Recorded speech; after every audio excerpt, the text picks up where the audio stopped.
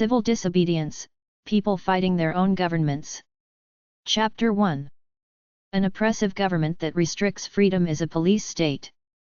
Anti-war activists are classified as domestic terrorists. The spirit of law enforcement, according to insiders, has moved away from a local community focus to a federal spirit of dominance and control in the name of national security.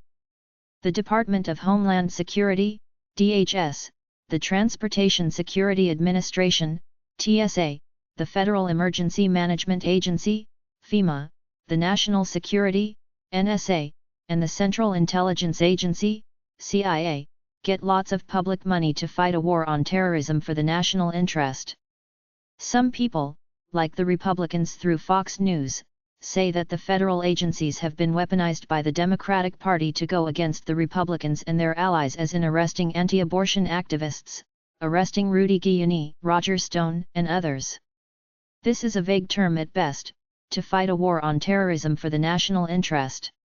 It gives all these agencies lots of money and lots of power. They have an agenda to control the people. Training nowadays always branches off into warnings about the dangers of possible homegrown domestic terrorists, which may sound like common sense, but their definitions of domestic terrorism infringe onto well-intentioned activists, militia groups, and many law-abiding people angry at the government and the waste of money on wars and national security at the expense of actually helping people live better lives. Federal law enforcement and federal trainers have the power, ego, and the ability to go to the extreme in defining anyone they want as suspicious people. They compile lists of suspicious people, including peace and anti-war activists. Here are some types of people who qualify as potential domestic terrorists. Libertarians. Second Amendment-oriented views, NRA, gun club membership, CCW permit. Survivalist lifestyle, literature. Self-sufficiency, stockpiling food, living off the grid. Conspiracy ideas, easily found by checking internet usage. Fear of economic collapse. Belief in the Book of Revelation, Apocalypse, 666. Fears of Big Brother or Big Government. Homeschooling. Declarations of constitutional rights and civil liberties. Belief in a New World Order conspiracy. All they have to do is check your internet usage. A law enforcement guy reported that he was trained to try to get business owners at hunting, fishing, camping, and food stores to notice who was stockpiling stuff and report them to the police. Officers are trained to look for who buys stuff related to materials that homemade explosives are made of, such as lengths of pipe, gunpowder, matches, flammable liquids, and fireworks. The problem is that they can get so paranoid or just plain desperate to find criminals to prosecute that they target innocent people, like they targeted a plumber simply because they work with pipes. They target gun dealers and pest control companies because they can do mass killings and poisonings. By using this logic, anyone with the means to do something criminal can't be trusted. Anti-abortionists are considered religious extremists. There is no code to pay income tax on the books, but if you say anything about not paying income tax, they will try to destroy you even though you're not a terrorist because you're challenging their power. If you're involved with an alternative talk radio show, you're on their radar. Homesteaders living off the grid are considered anti-government. Suppose you write an activist blog or put up political comments on Facebook. Most cops have computers in their cars. They type your name into any search engine and assume the worst if they see you saying that we're living in a police state. One man's terrorist is another man's freedom fighter. Anybody who is against the government, the military, or the police can easily be targeted as a suspicious person and hassled. They have a them versus us mentality. If you're non-mainstream, they can target you. I watched a lot of border security shows on TV. If you're wearing a heavy metal t-shirt with lots of tattoos, that alone makes them suspicious of your character. The authorities are very one-dimensional and cynical. They don't trust anyone. A common ploy is to act like they're your buddy. Some people in law enforcement are good people, not swayed by the inner propaganda, but many fall prey to their cynical view of the human race and the feeling that everyone has to be controlled somehow. Right now, the government and its pack of law enforcement agencies are trying to erode people's freedoms. It's evident every time you watch cops on TV, them hassling people and arresting them for recreational drugs. In a truly free country, people do what they want as long as they don't bother anyone else. Cops don't go out stopping people looking to bust them. It's a fight to protect our natural freedoms against an oppressive government. Fighting the police state. America speaks to the world of equality, but there can be no equality between a millionaire and a beggar. Fidel Castro. A concept that isn't dangerous is hardly worth calling a concept at all. Oscar Wilde.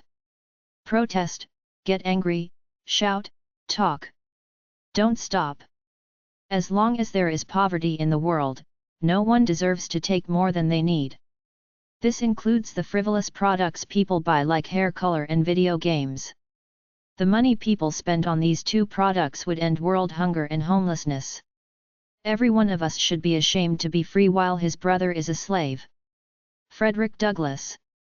Every one of us should be ashamed of having way more than we need while many people are hungry and homeless. If you're not outraged, you're not paying attention. When someone shares something of value with you and you benefit from it, you have a moral obligation to then share it with others so they may benefit too. A society whose citizens refuse to see and investigate the facts, who refuse to believe that their government and their media will routinely lie to them and fabricate a reality contrary to verifiable facts, is a society that chooses and deserves the police state dictatorship it's going to get. Ian Williams Goddard. No nation is more militarized today than America. It spends more on national defense and homeland security than all other nations combined. Stephen Lendman. Somebody is going to have to make a sacrifice.